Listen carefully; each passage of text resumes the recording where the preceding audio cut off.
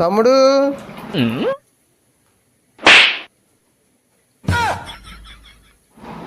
ఇవాళ చేసిన ఉప్మా ఎక్కడ నేర్చుకున్నావు? ఎందుకురా అంత బాగా నచ్చిందా? చాలా బాగుంది. 2 లోటాలు తాగాను. ఏం మాట్లాడుతున్నావురా? ఈ పొట్టు తాగేది కాకుండా తినేది కూడా ట్రై చేయి.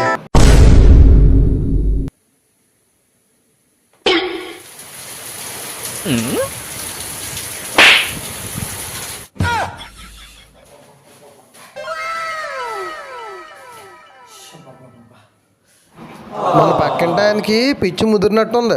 వర్షం పడుతుంటే కారు కడుగుతున్నాడు. ఆయన కూడా మనకెందుకు?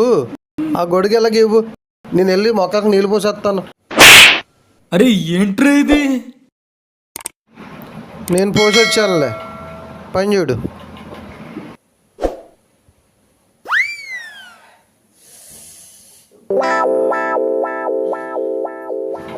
ఏమైందిరా తల రుద్దుకుంటున్నావు? సుధాల చెల్లి కూర కోసం వచ్చింది. మీదేం కూర అంది. నేను తోటకూర అన్నాను. అంతే, చేతిలో గిన్నెతో నెత్తి పగలు కొట్టింది. ఆడాళ్ళు మీకు జోహార్లు.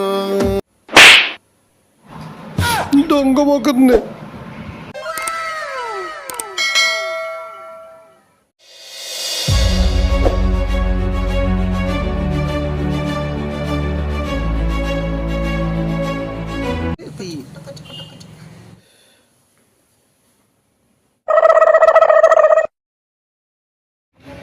హలో హలో రాజేష్, మనసు బాగాలేదు, ముందేద్దాం రా. వస్తున్నా.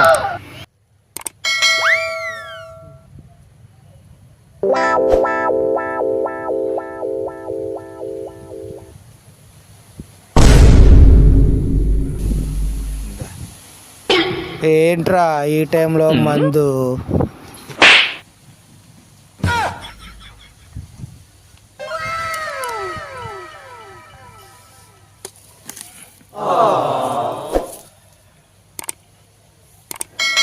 ఆడపిల్ల ఏడుపు ప్రతి ఒక్కరికి తెలుసు, కానీ మగాడి ఏడుపు ఒక మందు బాటిల్ మాత్రమే తెలుసు. ఏం చెప్పావురా? అందుకే. యారా ఏమైంది?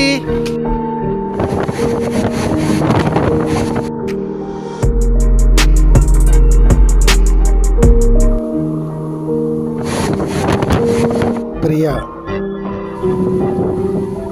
యారా ఇన్నాళ్ళైనా మర్చిపోలేదా? ఎలా మర్చిపోవాలో అర్థం కావడం లేదు. అమావాస్యలో పున్నమి చంద్రుడిలా చీకటగా ఉన్న నా జీవితంలోకి వెలుగులా వచ్చింది.